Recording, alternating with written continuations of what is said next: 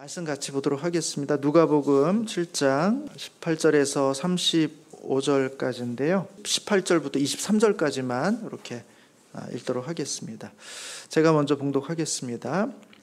요한의 제자들이 이 모든 일을 그에게 알리니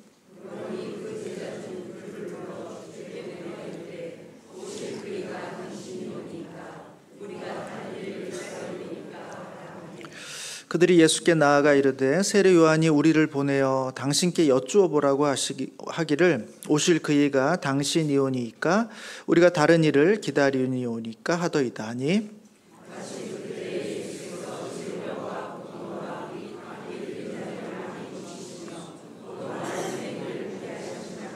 예수께서 대답하여 이르시되 너희가 가서 보고 들은 것을 요한에게 알리되 맹인이 보며 못 걷는 사람이 걸으며 나병 환자가 깨끗함을 받으며 귀먹은 사람이 들으며 죽은 자가 살아나며 가난한 자에게 복음이 전파된다 하라. 누구든지 나로 말미암아 실족하지 아니하는 자는 복이 있도다 하시니라. 아멘. 이렇게 성경을 본문으로 이렇게 설교하려고 할 때 제가 보통 이렇게 세 가지 과정을 밟는 것 같다는 것을 알게 됩니다. 첫 번째는 성경 본문이 어떤 내용인가, 그러니까 본문에서 말하고자 하는 내용이 무엇인가를 먼저 찾는 것입니다. 그리고 나서 이제 두 번째는 그 본문이 쓰여졌던 그 역사적 맥락이 있지 않겠습니까? 그러니까 1세기 교회에 이 누가복음 서신이 전해졌을 때 그 교회는 그때의 성도들은 이 말씀을 어떻게 받아들였을까, 어떻게 이해했을까 하는 게 이제 두 번째 저한테 이제 작업이고, 마지막 세 번째 작업은 그럼 오늘날 한참 다른 문화권에서 오랜 시간을 거치고 지나왔는데 오늘날 이 시대의 우리 한국교회 내지는 우리 산울교회에 이 메시지는 과연 어떤 의미가 있을까라고 이제 생각해보는 세 가지 과정이 있습니다. 어느 과정에 시간을 가장 많이 쓸까요, 제가?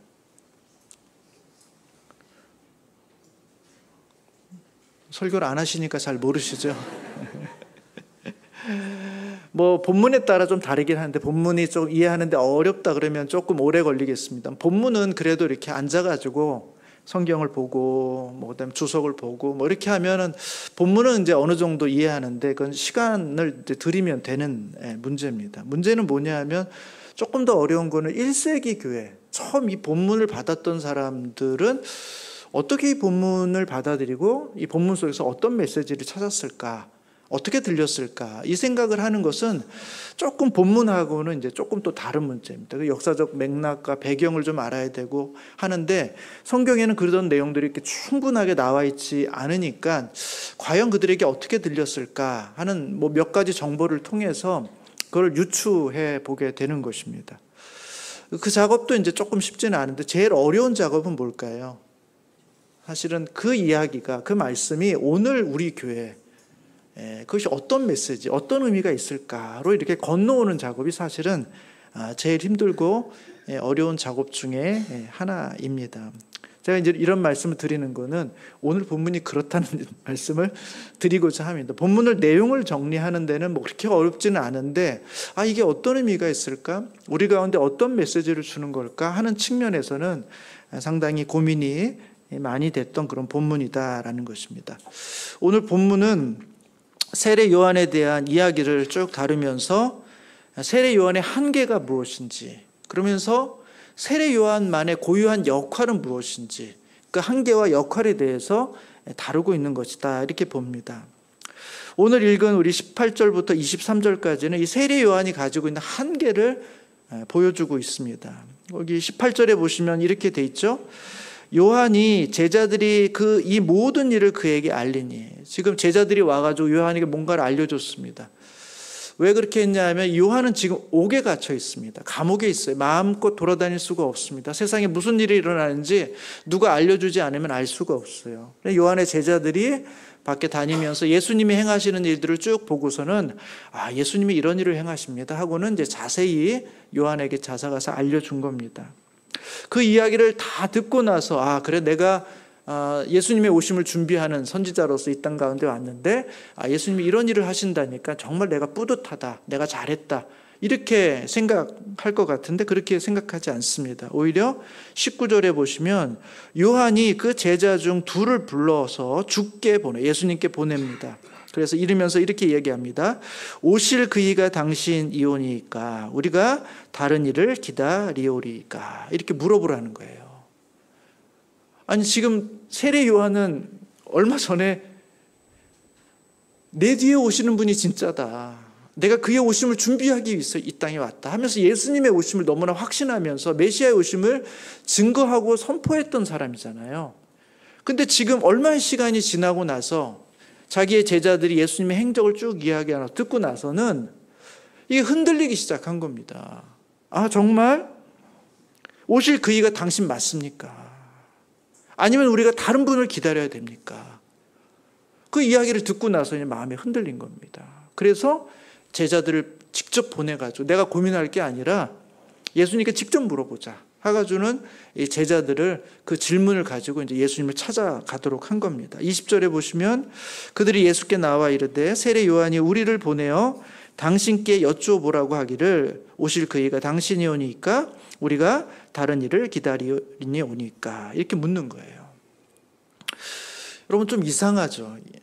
세례 요한이 더 큰 확신과 흔들림 없는 모습을 보여줘야 될 것 같은데 지금 세례 요한에게 의심이 생겼고 의문이 생겼고 그것 때문에 흔들리고 있는 세례 요한의 모습을 보여주고 있습니다. 왜 이렇게 흔들리게 되었는가? 그것은 세례 요한이 가지고 있었던 이 메시아에 대한 생각이 충분하지 않았기 때문에 그렇습니다.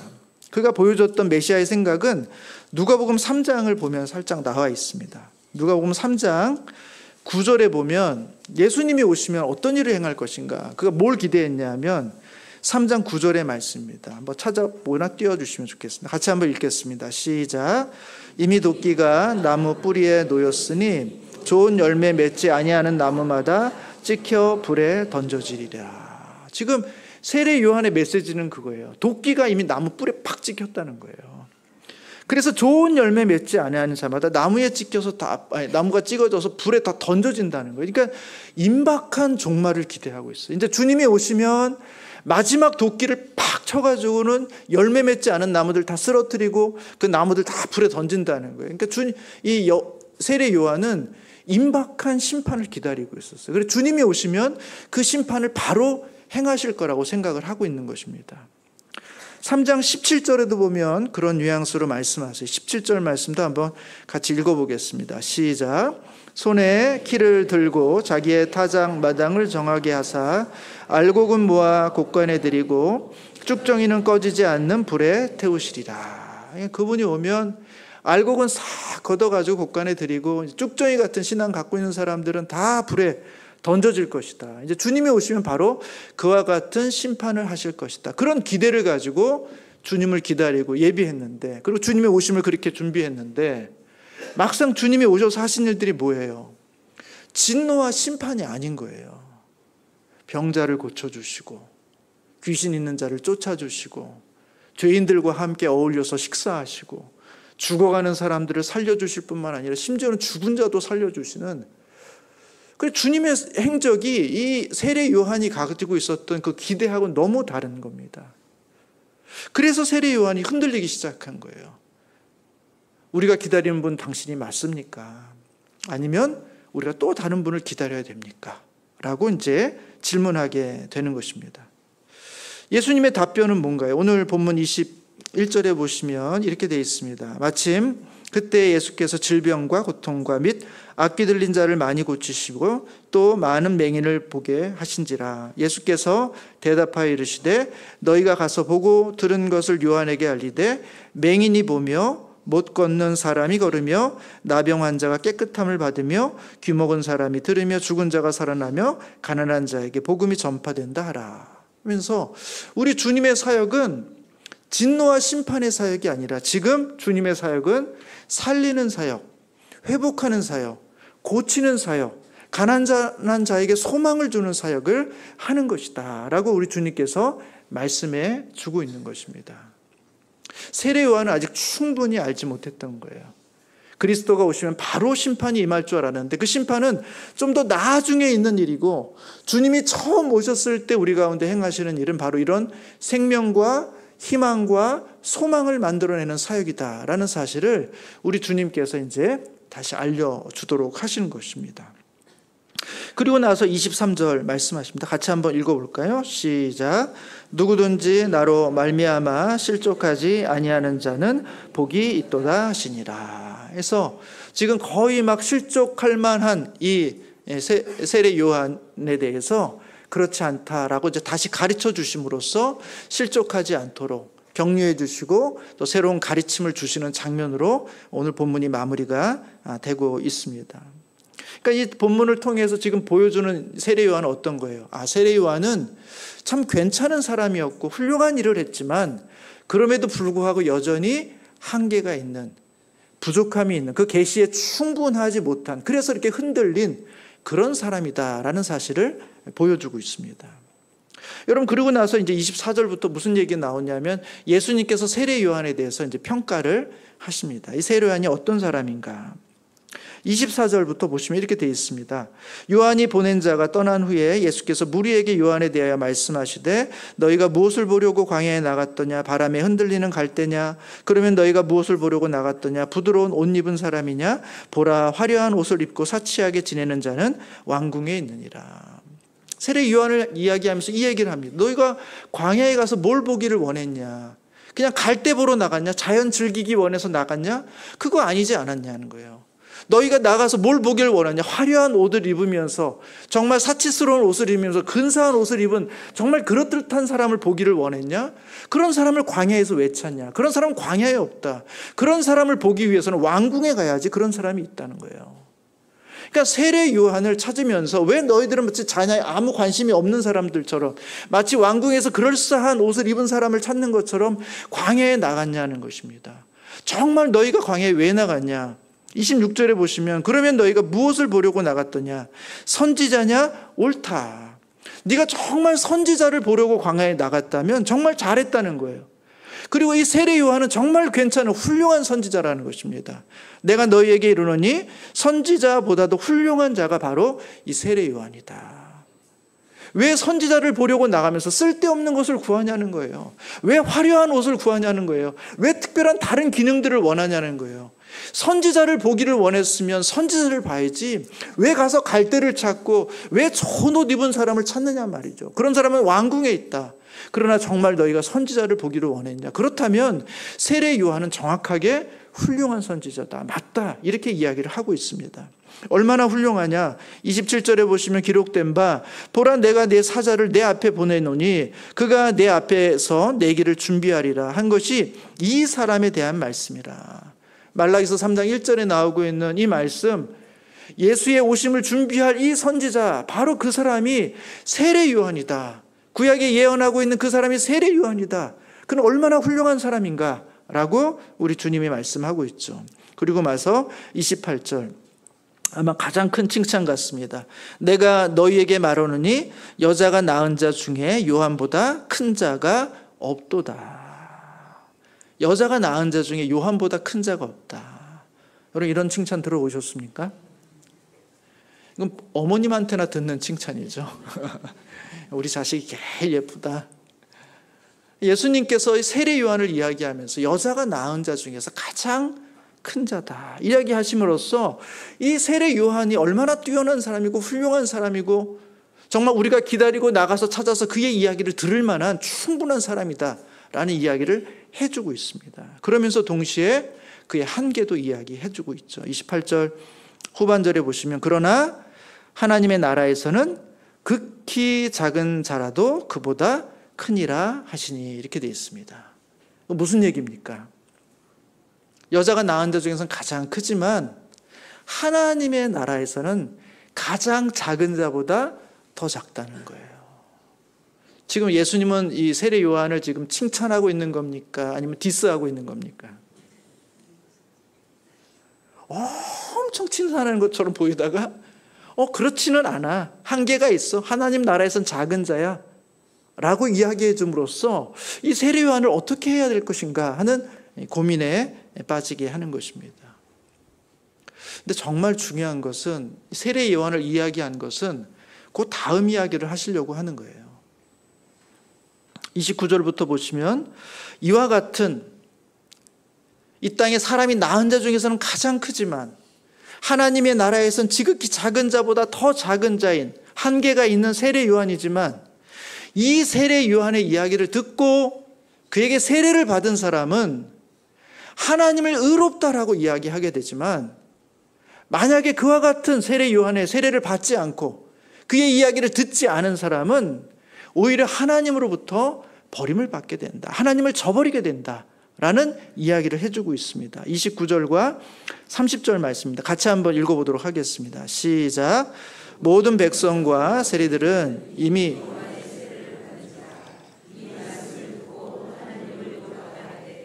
바리새인과 율법 교사들은 그의 세례를 받지 아니하므로 그들 자신을 위한 하나님의 뜻을 저버리느니라. 세례 요한의 한계 있어요. 그 인정합니다. 주님도 그 얘기를 하고 계세요. 실제로 세례 요한은 한계를 보여줘요. 의심합니다. 불안해합니다. 아마 감옥에 갇혀 있는 환경 때문일 수도 있고 자기가 기대했던 것, 바라보고 있었던 것의 한계 때문에, 그 계시의 한계 때문에 세례 요한은 흔들렸어요. 그래서 불완전하고 불충분한 모습을 보여줬습니다. 근데 주님은 거기에 초점을 맞추고 있는 게 아니라 오히려 그런 세례 요한에게 그의 이야기를 듣고 세례를 받은 사람은 하나님을 의롭다라고 이야기하게 되고 바리새인과 율법 교사들은 그의 말을 듣지 않고 그에게 세례를 받지 아니하므로 오히려 그들 자신을 위한 하나님의 뜻을 저버리게 됐다는 거예요. 세례 요한의 말을 듣고 세례를 받은 사람들은 하나님께로 나아가는 은혜를 누리지만 오히려 그의 말을 듣고 세례를 받지 않는 사람들, 그를 배반한 사람들, 그를 저버린 사람들은 하나님을 저버리는 사람이 되었다라는 이야기를 오늘 본문이 우리 가운데 주고 있는 것입니다. 그러면서 이걸 하나의 비유로 말씀하고 있어요. 도대체 이 세대의 사람을 무엇에 비유할까? 지금 주님의 관심은 여기에 있는 겁니다. 32절에 보시면 비유하건대 아이들이 장터에 앉아 서로 불러 이르되 우리가 너희를 향하여 피리를 불어도 너희가 춤추지 않고 우리가 곡하여도 너희가 울지 아니함과 같도다. 주님의 안타까움이 그거예요. 우리가 피리를 부는데 너희가 춤추지 않는다는 거예요. 여러분, 우리가 피리를 분다고 춤춰야 됩니까? 그건 단순한 연주가 아니에요. 축제의 자리, 잔치의 자리라는 겁니다. 그래서 많은 사람들이 함께 즐거워하기 위해서, 기뻐하기 위해서 모인 거예요. 거기에 걸맞는 연주가 있는 겁니다. 피리를 부는 거예요. 많은 사람들이 나와서 이 잔치를 기뻐하면서 즐거워하면서 그 연주에 맞춰서 춤을 추게 됩니다. 모든 사람들이 자연스럽게 그렇게 하는 거예요. 근데 어떤 사람은 춤을 안 추는 거예요. 왜? 야, 연주가 좀 그렇지 않나? 저렇게밖에 연주 못하나? 좀 더 그럴싸한 사람들, 연주자를 좀 모셔오면 더 좋을 텐데 왜 피리만 연주하지? 다른 것도 함께 쫙 하면 더 좋을 건데 사람들이 경박하게 이게 무슨 춤이야? 이렇게 생각하면 춤을 안 추는 거죠. 여러분, 제가 춤을 잘 출 것 같습니까? 못 출 것 같습니까? 딱 봐도 아시겠죠? 딱 봐도. 춤맹이라는 거 아실 거예요. 근데 제가 얼마 전에 춤을 췄습니다. 제가 청년부 수련회를 갔는데 저녁 집회 전에 찬양을 많이 하더라고요. 한 둘째 날 저녁, 마지막 날 저녁이죠.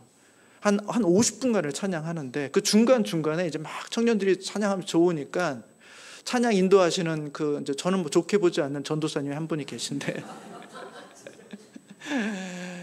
그 전도사님이 이제 자꾸 사람 나와가지고 시키는 거예요.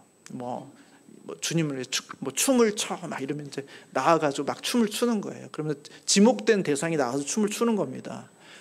그래서 이제 저는 조마조마했죠. 혹시나 저 전도사님 저를 부르면 어떡하나. 그럼 저는 이제 저 전도사님 잘라야 되겠다. 이제 이렇게 생각을. 아니나 다를까 이제 그 전도사가 이제 저를 부른 겁니다. 여러분, 제가 그때 어떻게, 저 춤도 못 추고 부끄럽고 거기 나가 민망하잖아요. 얼굴 경직돼 있어가지고 나중에 봅시다 이렇게 이야기하면 그 분위기 다 깨지는 거 아닙니까? 전 기다렸다는 듯이 뛰쳐나가가지고 무슨 춤을 췄는지도 모르는 춤을 추고 들어왔습니다. 잔치의 자리잖아요. 축제의 자리잖아요. 내가 춤을 잘 추든 못 추든 춤을 추는 거죠. 함께 즐거워, 함께 기뻐하는 거죠. 근데 이 사람은 피리를 불어도 이 잔치의 자리에 와서 거기 함께 하지 않는 것입니다. 곡하는 자리, 어떤 자리겠습니까? 장례 자리겠죠. 슬픔과 애통의 자리겠죠. 그럼 함께 애통하면서, 함께 슬퍼하면서, 함께 눈물 흘리면서, 그 죽은 분이 나하고 직접적인 연관이 없고 내가 잘 모르는 삶을 살았다 하더라도 그 가족들이 그렇게 슬퍼하고 애통해하면 나도 모르게 아파하면서, 나도 애통해하면서 얼마나 슬플까, 얼마나 애통할까, 엄숙해지게 되고 또 더 울기도 하게 되는 것 아니겠습니까? 아유, 뭐 이렇게 뭐 사람이 다 태어나면 죽는 거지, 뭐 이렇게 저렇게 극성이지, 그렇게 이야기하면서 사람들이 다 슬퍼하고 애통해하는데 함께 슬퍼하지 않는 것입니다. 지금 세례 요한의 이야기를 들으면서 사람들이 그렇게 반응하는 거예요. 충분하지 않고 온전하지 않고 자기의 말을 확 사로잡지 않으니까 그냥 세례 요한이 그렇게 번듯해 보이지 않는 겁니다. 그럴싸해 보이지 않는 거예요. 뭔가 그럴듯한 옷을 입고 그럴듯한 말을 하면서 사람들에게 세련되게 뭔가를 하면 거기에 뭔가 있나 보다 이렇게 가지만 세례 요한은 그런 게 없는데 이 바리새인과 율법 교사들은 거기에 마음이 움직이질 않는 겁니다. 그래서 33절에 보면 이렇게 말하는 거죠. 세례 요한이 와서 떡도 먹지 않고 포도주도 마시지 아니하며 너희 말이 귀신이 들렸다. 여러분, 떡을 안 먹고 포도주를 왜 안 먹습니까? 이 좋은 걸 왜 안 먹어요? 세례 요한은 나름대로 이렇게 진정성, 내가 이 메시지를 잘 전하기 위한 금식하면서 절제하면서 내가 이렇게 힘들고 어렵게 보내지만 그럼에도 불구하고 내가 하나님의 말씀을 대언해야 되겠다 하는 그런 마음을 가지고 떡도 금식하고 포도주도 절제하면서 그런 메시지를 전하는데 사람들은 어떻게 보는 거예요? 야, 저 사람이 저런 절제와 금욕을 하면서 저렇게 전할 때는 정말 메시지에 진정성이 있구나 이렇게 봐야 될 것 같은데 아니죠. 귀신 들렸다 이렇게 말하는 거예요. 너무 과하다, 오버하는 거 아닌가? 저렇게까지 할 필요 있나? 하고는 이 세례 요한의 그런 모습을 거절하는 것입니다. 받아들이지 않는 거예요. 근데 이 사람들이 어떻게 나아갑니까? 34절에 보면 이렇게 말하죠. 인자는 와서 먹고 마시며 너희 말이 보라 먹기를 탐하고 포도주를 즐기는 사람이요 세리와 죄인의 친구로다. 예수님은 오셔가지고 잘 드셨어요. 포도주도 많이 드셨던 것 같고 그런 잔치의 자리, 식사의 자리에 꺼리낌 없이 가셨습니다. 잘 먹고 잘 드셨는데 세례 요한을 향해서는 귀신 들렸다 이렇게 말하고는 예수님은 정상적이네, 괜찮네 이렇게 말하는 게 아니라 너는 먹기를 탐하고 포도주를 즐기는 세속적인 사람이야, 너는 죄인들과 함께 어울리는 사람이야 하고는 예수도 거절했다는 것입니다. 세례 요한을 거절한 사람은 예수도 거절하는 거예요. 세례 요한의 부족함, 불충분함, 불완전함, 그래서 그것이 문제가 돼서 그를 거절하면 그럼 내가 예수 온전한 분이 나타나면 온전함을 받아들이냐? 아니에요. 우리 주님이 보내신 세례 요한을 받아들이지 못하는 사람은 온전하신 예수 그리스도가 와도 그를 받아들이지 못하게 된다는 것입니다. 그게 바로 오늘 본문이 우리 가운데 보여주고 있는 내용이에요. 35절에 보시면 이렇게 되어 있죠. 지혜는 자기의 모든 자녀로 인하여 옳다함을 얻느니라. 제가 이 본문 중에 가장 애매한 구조입니다. 지혜는 자기의 모든 자녀로 인하여 옳다함을 얻느니라. 무슨 이 전체 이야기하고 이렇게 조금 어울리지 않는 그런 내용 같습니다. 그래서 주석을 조금 보니까 이렇게 지혜는 상징적으로 아주 간단하게 말하면 이제 하나님을 의미합니다. 성경의 많은 부분 지혜를 하나님으로 이제 이렇게 표현하고 있기 때문에 하나님이라고 볼 수 있어요. 하나님은 자기의 모든 자녀로 인하여 옳다함을 얻느니라 이렇게 이제 볼 수 있다는 거예요. 자, 그럼 이 35절이 어디하고 이제 살짝 연결이 되냐면 29절과 연결이 됩니다. 29절에 보시면 이렇게 돼 있어요. 모든 백성과 세리들은 이미 요한의 세례를 받은지라 이 말씀을 듣고, 여기서 이미 요한의 세례를 받았다 이 말씀을 듣고 가로를 탁 놓고 그 뒤에 있는 말씀을 보면 모든 백성과 세리들은 하나님을 의롭다 하되 이렇게 돼 있죠. 그러니까 모든 백성과 세리들은 하나님을 의롭게 했고 자기의 모든 자녀로 인해서 옳다함을 받는다 이렇게 돼 있단 말이죠. 그러니까 여기서 옳다함과 의롭다함을 가만히 보면 이 두 단어가 번역을 달리하고 있지만 사실 헬라어로는 똑같은 단어입니다. 디카이오라는 똑같은 단어를 쓰고 있어요. 그러니까 앞에 29절도 모든 백성과 세리들은 하나님을 디카이오하고 35절의 말씀, 지혜는 하나님은 자기의 모든 자녀로 인하여서 디카이오함을 얻는다. 이렇게 되어 있는 거예요. 중요한 것은 29절에 어떻게 그것을 얻게 되느냐 할 때 요한의 세례를 받은지라 이 말씀을 들은 자들은 하나님을 의롭다, 하나님으로부터 의로움을 얻게 되는, 하나님의 의로움의 자리에 나아가게 되는 은혜를 누리게 된다라는 것입니다. 방법이 뭐예요? 어떻게 우리가 하나님 앞에 의롭다, 하나님의 의로움을 보게 되고 하나님을 의로운 분이라고 고백할 수 있는 구원의 자리로 나아갈 수 있는가? 그것은 세례 요한의 이야기를 듣고 세례 요한의 세례를 받은 자, 그들이 바로 그와 같은 자리로 나아갈 수 있다는 거예요. 조금 더 선명하게 보면은 새 번역은 이렇게 번역합니다. 7장 29절의 말씀 이렇게 번역해. 모든 백성과 심지어는 세리들까지도 요한의 설교를 듣고 그의 세례를 받았다. 이렇게 하여 그들은 하나님의 오르심을 드러냈다. 이렇게 말하고 있어요. 세례 요한의 설교를 듣고 세례 요한의 세례를 받은 사람들이 하나님의 오르심을 드러내게 됐다는 거예요. 여러분, 이 이야기가 얼마나 모순돼요. 앞부분에는 세례 요한의 부족함을 이야기합니다. 세례 요한의 한계를 이야기해요. 세례 요한이 충분하지 못했다. 온전하지 못했다. 그래서 그도 흔들렸던 사람이다. 그는 계시의 한계를 가지고 있었다. 그렇게 세례 요한을 이야기하면서 나중에 그 사람을 통해서 그 사람의 설교와 그 사람의 세례를 통해서만이 하나님의 오르심을 고백하게 되었다라는 메시지를 주고 있다는 거예요. 이 메시지가 1세기 교회들 가운데 어떻게 들렸을까? 여러분, 초대교회를 한번 생각해 보세요. 초대교회 이렇게 이제 여러 곳에 이제 교회가 생기고 이제 누가복음이 쓰여졌을 때가 한 60년 조금 지나고 나서 쓰여진 거니까 예수님 돌아가시고 부활하시고 승천하신 지 한 30년 정도 지났단 말이죠. 그래서 여러 곳에 이제 교회가 생겼단 말이죠. 회중들이 있고 거기에 그 교회를 말씀을 전하는 사람들이 있겠죠. 근데 모든 교회마다 예수님이 오셔서 말씀을 전하는 게 아니에요. 예수님은 지금 지상에 없습니다. 하늘에 계셔요. 그럼 누가 와서 말씀을 전할까요? 사도들이 말씀을 전하거나 사도들의 복음을 듣고 회심한 사람, 그래서 훈련된 사람이 또 다른 일꾼이 와서 말씀을 전하거나 아니면 그 사람이 또 가르친 사람이 또 와서 전하거나 하여튼 예수님이 아닌 사람들이 와가지고 사도든 속사도든 아니면 어떤 전도자든 그런 사람들이 이제 교회의 지도자가 되어 말씀을 전하게 되는데 문제는 뭐냐 하면 성도들의 입장에서는 아니 예수님이 말씀을 전하고 예수님이 세례를 베풀면 그건 완전하죠. 그분의 말씀은 틀림이 없죠. 계시의 완벽함이 있죠. 그 이야기를 듣고 그분에게 세례를 받으면 구원 얻는 거 너무 분명하죠. 근데 문제는 뭐냐면 예수님이 교회에서 직접 그 일을 하시지 않는다는 거예요. 그럼 누가 합니까? 사도들이 하거나 속사도들이 하거나 아니면 그들의 가르침을 받은 사람들 중에 말씀을 전하는 일꾼들이 하게 된다는 거예요.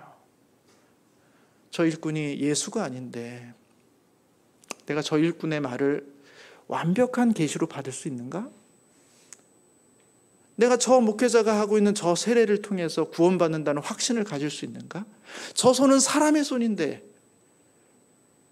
충분하지 않고 불완전한 그런 사람의 설교와 그 사람의 세례를 과연 그것을 통해서 하나님의 일하심과 하나님의 구원하심이 우리 가운데 올 수 있는가? 그런 질문할 수 있죠. 저는 충분히 그렇게 생각할 수 있다고 생각해. 그 사람에게 나의 영혼의 구원을 맡길 수 있는가? 저는 교회 가운데 이런 질문이 있지 않았을까라는 생각을 해보게 돼요. 여러분 그런 생각 안 하세요? 여러분 나의 생명을 맡기는 수술을 맡길 때 아무 의사에게 맡길 수 있습니까? 아니죠. 그래도 가장 용하고 가장 실력 있는 사람에게 내 생명을 맡길 수 있는 거 아니에요. 확실한 사람에게. 과연 확실한 사람에게 내 몸을, 내 영혼을 맡길 수 있을 때 우리 교회에서 말씀을 전하는 저 지도자가 과연 내가 보기에는 충분하지 않고, 내가 보기에는 불완전해 보이고, 내가 보기에는 계시의 한계도 있는 것 같고, 뭔가 능력의 한계도 있는 것 같고, 평소 때 보면 나랑 별반 다르지 않고 어떤 부분은 나보다 못한 것 같기도 하고, 과연 저 지도자의 말씀을, 저 지도자의 설교를 내가 믿고 확신하면서 구원의 자리로 나아갈 수 있을까? 저는 그게 초대교회만의 질문은 아니라고 생각해요. 오늘날 우리도 마찬가지 아니겠습니까?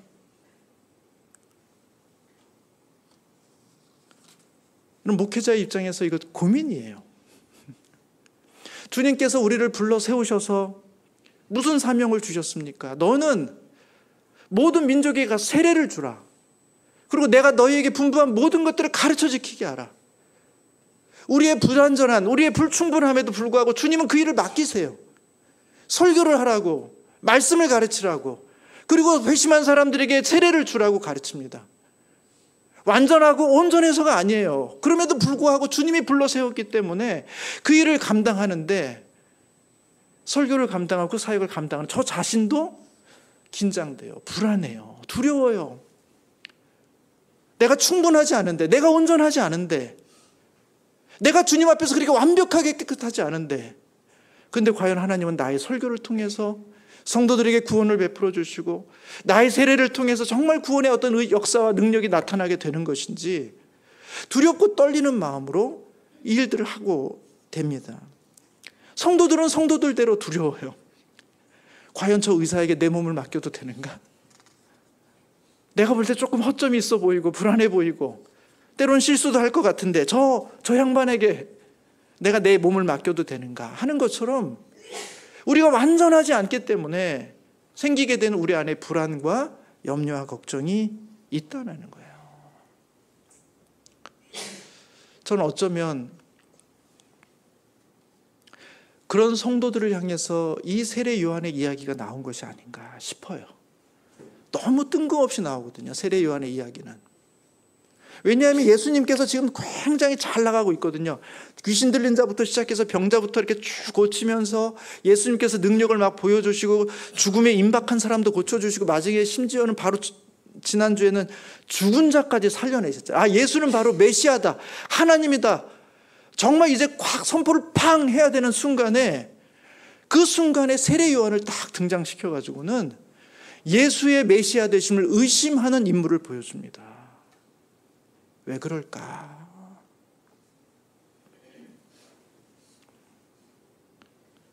초대교회 성도들을 향해서, 오늘날 우리 성도들을 향해서 우리 주님은 말씀하고 있는 거예요. 세례 요한처럼 불완전한 자를 통해서도 하나님의 구원의 역사를 이루어낸다. 세례 요한이 충분하지 않았고 인간적 한계가 있고 연약함과 계시의 한계를 갖고 있지만 그의 설교를 통해서, 그의 세례를 통해서 하나님은 하나님의 구원을 이루어 간다라는 사실을 오늘 본문이 우리 가운데 보여주고 있는 것입니다. 저는 오늘 본문 말씀 보면서 제 마음속에 개인적으로는 큰 위로가 됐어요. 왜냐하면 제가 주일 앞에 교회 사역을 하면서 주일 앞에 이렇게 성도님 앞에 설 때마다 그 두려움이 있거든요. 나는 충분하지 못한데, 나는 한계가 있는데, 나는 연약하고 나의 삶은 완벽하지도 않고 나의 지혜도 나의 능력도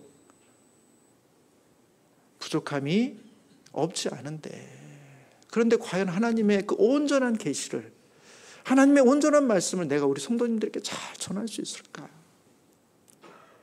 내 손에서 무슨 대단한 능력이 나가는 게 아닌데, 내 아내의 아픔도 고치지 못하고 내 아이의 감기조차도 낫게 해주지 못하는 그런 능력이 없는 사람인데 과연 하나님께서 나의 손을 통해서 세례를 주는 그 사람의 심령을 변화시키셔서 그를 구원하게 하실까, 중생하게 하실까, 거듭나게 하실까 하는 그런 긴장과 두려움, 불안함과 염려, 여러분들만 있는 게 아닙니다. 저도 있어요.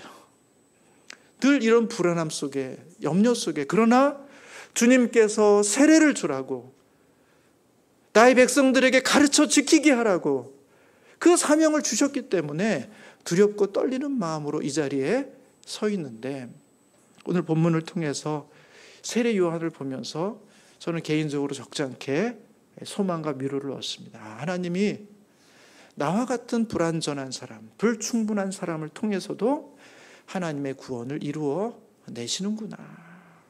교회는 그런 방식으로 하나님의 역사를 이루어 가시는구나 라는 사실들에 저는 개인적으로 위로를 받습니다. 그러나 제가 지금 말씀을 드린 거, 제가 얼마나 위로가 됐다 이 말씀을 드리려는 게 아니라, 저는 우리 성도님들이 용기를 가지시라 이렇게 말씀을 드리고 싶은 거예요. 어떤 용기냐? 내가 성경을 잘 모르고 내 삶이 정말 그리스도인다운 충분하게 아름답고 성결한 삶을 살지 못했고, 내가 말주변이 별로 없어서 내 주변에 있는 사람들에게 예수를 믿으라고, 내가 다니는 교회 한번 같이 가보자고, 예수를 믿으면 정말 좋다고, 그 얘기를 차마 우리 입으로 하지 못하고 있는 우리 성도님들. 왜요? 내가 이렇게 살지 못하니까. 내가 말주변이 별로 없으니까. 내가 성경을 충분히 알지 못하니까. 괜히 말했다가 꼬이기만 하고, 내가 저 사람 질문한 거에 답도 못하고, 그저 야 너나 똑바로 살아 이런 얘기 듣고, 그러면 오히려 주님께 누가 되고 그냥 부끄러움이 되고 수치가 될 것 같아서 아예 그런 얘기조차, 내가 하는 그 말이 무슨 능력이 있을까? 나는 이렇게 불충분하고, 나는 이렇게 지혜로 한계가 있는데 하나님이 나를 통해서 무슨 일을 할 수 있을까? 오히려 가만히 있는 게 누를 끼치지 않는 것이지 라고 생각하고 그냥 우리의 입을 쑥 다물고 지내고 있는 우리 성도들, 오늘 이 세례 요한의 말씀을 통해서 용기를 가지시라. 하나님은 우리의 능력이 뛰어나서, 우리의 지식이 넘쳐서, 우리가 말을 잘해서 그 말주변으로 주님께 사람들을 이끌어 오시는 게 아니라는 거예요. 여러분, 그러면 예수님이 사람을 살렸을 때 다 예수를 믿어야죠. 예수님이 살아계셨을 때 그것을 본 모든 사람들은 다 예수를 믿어야죠. 예수 같은 완벽한 분이 와도 안 믿는 사람들이 있다니까요. 우리의 부족함 때문이 아니에요. 우리의 연약함 때문이 아니에요. 우리의 불충분함 때문이 아니에요. 그들의 마음 속에 주님을 받아들일 마음이 없기 때문에 그런 겁니다. 그들의 심령의 문제인 것이 우리의 불완전함과 우리의 연약함과 우리의 불충분함이 문제가 아니라는 거예요. 우리 주님은 세례 요한을 통해서도 하나님의 의로움에 이룰 수 있다라는 사실을 알려주신 것처럼, 우리의 부족함과 연약함을 통해서도 하나님께서 예비대하신 하나님의 자녀들을 불러 모으시는 그 신호를 듣게 하심으로 그들이 주님 앞에 나오게 되는 놀라운 역사가 있다라는 사실을 기억하시고, 세례 요한의 이야기를 통해서 용기와 담력을 얻으시는 우리 성도님들 되시기를 주님의 이름으로 축복합니다. 올 한 해가 가기 전 우리의 마음속에 우리의 가족 중에 누구, 우리 주변의 이웃 중에 누구, 내가 평소에 정말 친하게 같이 식사도 하고 커피도 마시고 같이 여행도 다니게 하는 그런 참 좋은 친구인데 복음을 전하지 못하는 그런 안타까운 마음이 있었던 그 친구들, 그들이 누가 되었든지 간에 마음에 품고, 하나님, 제가 세례 요한의 연약함 중에도 하나님께서 그를 통해 일하신다는 사실을 믿고 하나님의 은혜 가운데 복음을 우리의 입술로 전할 수 있도록, 예수를 믿으라고, 교회에 나오라고, 우리가 함께 예수를 믿고 하나님의 나라에 함께 가자고, 그렇게 우리의 입술을 열 수 있는 용기와 담력과 또 하나님의 능력을 경험하는 올 한 해가 되게 해달라고 주님 앞에 소망하며 나아가시는 우리 모든 성도님들 되시기를 주님의 이름으로 축복합니다. 기도하겠습니다.